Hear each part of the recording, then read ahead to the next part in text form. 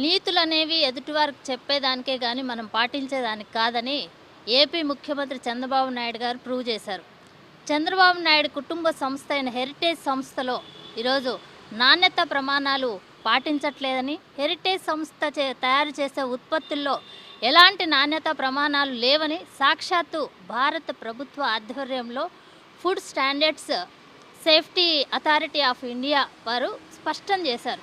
ఈరోజు హెరిటేజ్ సంస్థలో తయారయ్యే ఏదైతే టోటల్ కర్డ్ అనే ఒక ప్రోడక్ట్లో ఈరోజు ఫుడ్ సేఫ్టీ వాళ్ళు దాన్ని చెక్ చేసినప్పుడు ఆ కర్డ్లో కనీసం స్థాయిలో ఆ మిల్క్ సంబంధించిన ఫ్యాట్ అనేది లేదని ఈరోజు ప్రూవ్ చేశారు. ఈరోజు ఏదైతే ఫుడ్ సేఫ్టీ వాళ్ళు ప్రూవ్ చేశారో ఆ కర్డ్లో నాణ్యత ప్రమాణాలు లేవని చెప్పేసి ముద్ర వేయడం జరిగింది. ఈరోజు ఆ విషయాన్ని ఎవరో ఆరోపించింది కాదు, సాక్షాత్తు హెరిటేజ్ సంస్థ, హెరిటేజ్ యాజమాన్యమే దాన్ని ఒప్పుకోవడం జరిగింది. ఏదైతే సెబీ నిబంధనల ప్రకారము స్టాక్ మార్కెట్లో తెలియజేయాల్సిన క్రమంలో హెరిటేజ్ సంస్థ చెందిన యాజమాన్యము కర్డ్కి సంబంధించిన దాంట్లో కల్తీ జరిగింది, నాణ్యత ప్రమాణాలు లేవని వాళ్ళే ఒప్పుకుంటూ దానికి మేము ఏదైతే హర్యానాకు సంబంధించిన ఫుడ్ సేఫ్టీ కమిషన్ వారు మాకు ఫైన్ విధించారు, ఆ ఫైన్ మేము కట్టడం జరిగిందనేసి సాక్షాత్తు హెరిటేజ్ సంస్థ యాజమాన్యమే మా ప్రోడక్టులో సబ్ స్టాండర్డ్స్ ఉన్నాయని చెప్పేసి వాళ్ళే ఒప్పుకోవడం జరిగింది. నిజంగా ఈరోజు హెరిటేజ్ సంస్థకి కల్తీ అనేది ఈరోజు ఇది కొత్త కాదు. గతంలో కూడా మనం చూసుకుంటే ఈ కల్తీ చరిత్ర గతంలో కేరళ, తమిళనాడు రాష్ట్రాల్లో కూడా హెరిటేజ్ సంస్థ తయారు చేసిన పాల విషయంలో ఏ విధంగా వివాదాలు చెలరేగారో అందరికీ తెలుసు. పాలు అనేవి ఈరోజు ఎక్కువ రోజులు స్టోర్ అయ్యి ఉండడానికి, ఎక్కువ రోజులు వాళ్ళ ప్రోడక్టు ఉంటుందని చెప్పడానికి హెరిటేజ్ పాలు ఏదైతే ఉన్నాయో దాంట్లో ప్రమాదకరమైన రసాయనాలు కలిసి ఉన్నాయి అని చెప్పేసి గతంలో అటు కేరళ రాష్ట్రం కానీ తమిళనాడు రాష్ట్రం కానీ ఎంతవరకు వెళ్ళాయంటే వాళ్ళ రాష్ట్రంలో ఆ పాల ప్రోడక్ట్స్ని నిలిపివేసే వరకు కూడా వెళ్ళాయి. కేరళ అయితే ముఖ్యంగా హెరిటేజ్ పాలకు సంబంధించినవి ఖచ్చితంగా ఆ రాష్ట్రంలో వాడకూడదు అనే ఒక నిర్ణయం వరకు కూడా కేరళ రాష్ట్రంలో వివాదంగా మారిన తీరు మనందరం చూసాం. ఈరోజు ఏదైతే ఈ పాలు కానీ పెరుగు కానీ హెరిటేజ్ సంస్థలో తయారవుతున్నాయో ఈరోజు రాష్ట్ర ముఖ్యమంత్రి కుటుంబ సంస్థ అయిన హెరిటేజ్ సంస్థ అంటే వాళ్ళకి సంబంధించిన ఆ స్టాకులు వాళ్ళ ప్రోడక్ట్స్ని పెంచుకోవాలి, తద్వారా వాళ్ళకు ఆర్థికంగా లబ్ధి చేకూరాలనే ఒక్క పాయింట్తోనే ఈరోజు ప్రజల ఆరోగ్యాన్ని గాలికి వదిలేసేసి వేల కోట్ల సంపాదన దృష్టి మీద మాత్రమే ఆ సంస్థ ఈరోజు దృష్టి పెట్టడం. ప్రజలకు సంబంధించిన ప్రోడక్ట్స్ ఏదైతే అందిస్తున్నారో దాంట్లో పూర్తిగా నాణ్యతా ప్రమాణాలు లేవు.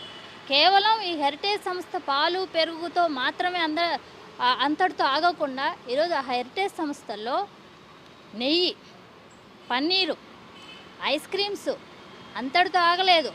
ఏదైతే రెడీ టు ఈట్ అనే చెప్పేసి ఈరోజు స్నాక్స్ రూపంలో హెరిటేజ్ సంస్థ ద్వారా ప్రజలకి ఆ ఫుడ్ని అందించే క్రమం ఈరోజు ఏదైతే ప్రజల ఆరోగ్యానికి సంబంధించిన ఫుడ్కి విషయంలో నాణ్యత ప్రమాణాలు ఏమాత్రం పాటించట్లేదు. ఈ మధ్య కాలంలో చంద్రబాబు నాయుడు గారు అనేక సందర్భాల్లో చెప్పడం జరిగింది, కల్తీనే. మన సొంత సంస్థలో ఇంత కల్తీ జరుగుతుంటే ప్రజల ఆరోగ్యం పైన ఏమాత్రం దృష్టి పెట్టకుండా, వాటిపైన ఏమాత్రం నాణ్యత ప్రమాణాలు పాటించకుండా కేవలం తనకున్న ఇమేజ్తో తన సంస్థని అన్ని దేశవ్యాప్తంగా దాన్ని డెవలప్ చేసుకోవాలి, వేల కోట్లు తద్వారా ఆర్జించాలి, మన సంపదని పెంచుకోవాలని ఒక ఆలోచన మాత్రమే చేస్తున్నారు. హెరిటేజ్ సంస్థకు సంబంధించిన ప్రతి అంశంలో కూడా పూర్తిగా దర్యాప్తు చేపట్టాలి. ఎందుకంటే ప్రజల ఆరోగ్యానికి సంబంధించిన ప్రోడక్ట్స్ కాబట్టి ప్రతి విషయంలో కూడా పూర్తిగా ఫుడ్ సేఫ్టీ కమిషన్ వాళ్ళు వాటిపైన దృష్టి పెట్టాలి, సరైన దర్యాప్తులు చేయాలి, సరైన విధంగా నాణ్యతా ప్రమాణాలు పాటించారో లేదో అని తగు జాగ్రత్తలు పాటించాలని చెప్పి కూడా ఈ సందర్భంగా తెలియజేస్తాను.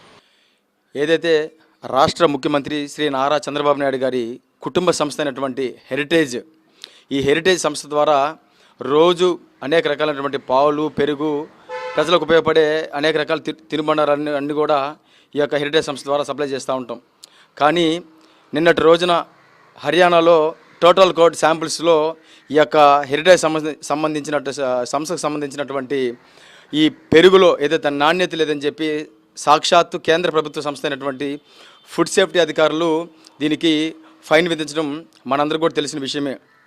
ఇది మాత్రమే కాదు, ఇట్లాంటి చరిత్ర ఇప్పుడే కాదు, గతంలో కూడా ఇదే హెరిటేజ్ సంస్థ సంబంధించి మన పొరుగు రాష్ట్రాలైనటువంటి కేరళ, తమిళనాడులో కూడా ఈ పాలు వీళ్ళు సప్లై చేసే పాలు ఏదైతే ఉన్నాయో ఈ పాలు ఎక్కువ రోజులు నిల్వ ఉంచడానికి అనేక రకాలైనటువంటి ప్రమాదకరమైనటువంటి రసాయనాలు ఎక్కువ వాడుతున్నారని చెప్పి తీవ్ర అభ్యంతరాలు వ్యక్తం చేస్తూ కూడా ఈ యొక్క సంస్థని ఆయా రాష్ట్రాల్లో బ్యాన్ చేయడం పరిస్థితి కూడా జరిగింది. అయినా కానీ చంద్రబాబు నాయుడు గారు ఈ సంస్థ సప్లై చేసేటువంటి ఈ యొక్క పాలు, పెరుగులో కూడా ఎటువంటి నాణ్యత ప్రమాణాలు పాటించకపోవడం అత్యంత నీచమని తెలియజేస్తూ ఉన్నా. పైకేమో పేరు గొప్ప ఊరి దిబ్బ అనే విధంగా చంద్రబాబు నాయుడు గారు చెప్తూ ఉంటారు.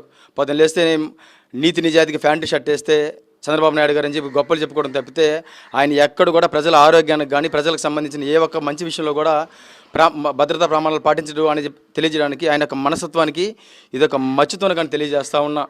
ఇప్పటికి ఇది జస్ట్ ఒక శాంపుల్ మాత్రమే. ఎందుకంటే గత కొద్ది నెలలుగా ఏదైతే తిరుమల తిరుపతి దేవస్థానం సంబంధించిన లడ్డు ప్రసాదం గురించి అనేక రకాలైనటువంటి దుష్ప్రచారాలు సాగిస్తూ ఉన్నారో ఆ దుష్ప్రచారాలకి బదులుగా నిన్నటి రోజున జరిగినటువంటి సంఘటన ఒక శాంపుల్ మాత్రమే తెలియజేస్తూ ఉన్నా. ఇప్పటికైనా చంద్రబాబు నాయుడు అండ్ బ్యాచ్ ఇట్లాంటి అసత్య ప్రచారాలు మానుకొని దేవుడి పట్ల క్షమాపణ కోరుకుంటే ఇది ఉంటుంది. లేకపోతే రాబోయే రోజుల్లో దేవుడి యొక్క ఆగ్రహానికి కూడా గురయ్యే పరిస్థితులు కూడా మరింత తీవ్రంగా ఉండే తెలియజేస్తూ ఉన్నా.